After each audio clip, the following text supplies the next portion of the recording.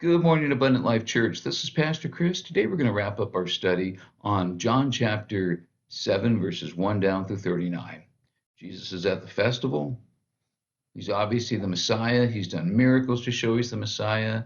He's told people he was the Messiah, and yet people still don't believe him because they all have their preconceived notions about what the Messiah is supposed to be. Here's the real problem with that kind of stubbornness. You miss out on so much. There was another common thread in all the doubts they had about Jesus. You see, they were all focused on his past and not on his future. Have you noticed that? Have you noticed that all these doubts are centered around his past? We know where you're from. Hey, we grew up with you. Okay, he doesn't have a mysterious background. He doesn't have the official proper education. He's their brother. They're hung up on where he'd been. And because his past was tripping them up, they couldn't even begin to consider his future. That future where Jesus was headed and what he was going to do, that was everything. And their blind stubbornness are going to make them miss what the Messiah, what the Son of God was coming to do for them. Look now at verses 33 down through 36. Jesus said, I am with you for only a short time, and then I'm going to the one who sent me. You will look for me, but you will not find me. And where I am, there you cannot come. The Jews said to one another, where does this man intend to go that we can't find him? Will he go where our people live, scattered among the Greeks, and teach the Greeks? What did he mean when he said, you will look for me, but you will not find me, and where I am, you cannot come? He's only going to be there a short time. Then he's going back home to the Father. But before that, what's he going to do? Well, he's going to defeat sin. He's going to defeat death. He's going to open up the way to God for everyone. And after he's done with that, then he's going home. He's going to get things ready there for anyone who believes him and wants to follow him. And they're going to miss all that. They're going to miss their chance to go home to the Father because they can't get over their preconceived notions about Jesus's past and who he was. Now, we know that later his brothers, they did believe. They became leaders in the church. They managed to get past their preconceived notions and to realize who their big brother really was. Good for them. And there's our prayer for those who doubt, that they might someday be able to get past all that too. Some who doubt are hung up because they can't believe in God or in anything beyond this life. They shut their eyes. They're going to miss it. Some can't get past the idea that God would ever forgive them for what they've done. So they give up hope. They shut their eyes, and they're going to miss it. Some can't get over the idea that they ever need help. I can do it on my own. They're not bad people. Of course, God is going to let us in, even if we don't have Jesus. They're going to miss it too.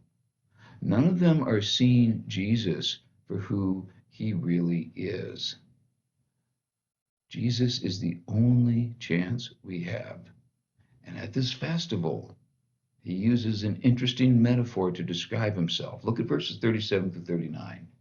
On the last and greatest day of the festival, Jesus stood and said in a loud voice, let anyone who is thirsty come to me and drink. Whoever believes in me, as Scripture has said, rivers of living water will flow from within them.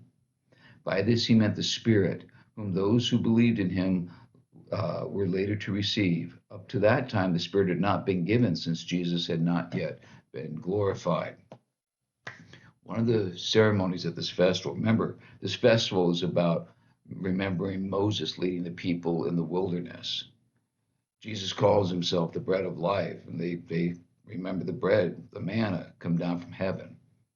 Jesus called himself this festival the light of the world. They lit torches to remember how God led them by a cloud during the day and a pillar of light in the night.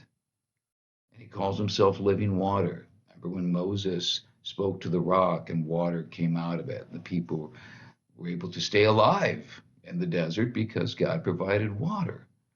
He says, I'm going to give you living water. Living water meant water that was running, like creek water, versus well water that was still. I'm going to give you living, running water so that you can have life. He's talking about spiritual life, spiritual water, salvation, a way to God, a way home. The people in the desert without the water Moses provided would have died. Jesus is saying, you will die without the living water I am going to give you, because it will get you to God. It will get you home. You see, more than anything else, home is ingrained in us. It's something we long for. It's something we desire.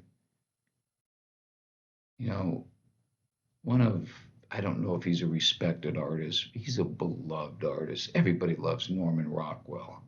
And one of his most famous paintings, you can look it up, it's called Homecoming. It's a GI. You can only see him from the back, and he looks like he's about 16 years old. He looks so young. And you see him standing in front of the apartment building. It looks like it's in New York, where he was from, home. And all these people on the fire escapes looking out the windows, they see that he's back. And their reaction, homecoming. During World War II, that idea of home was powerful. It's what every GI dreamed of. It's what their families dreamed of, them coming home. There were lots of rumors about when the war would end, but no one was going to miss the war. Going home mattered too much. Jesus brings us home. I sure don't want to miss out on that because of stubbornness. Jesus will bring us home. Have a great day. We'll see you next time.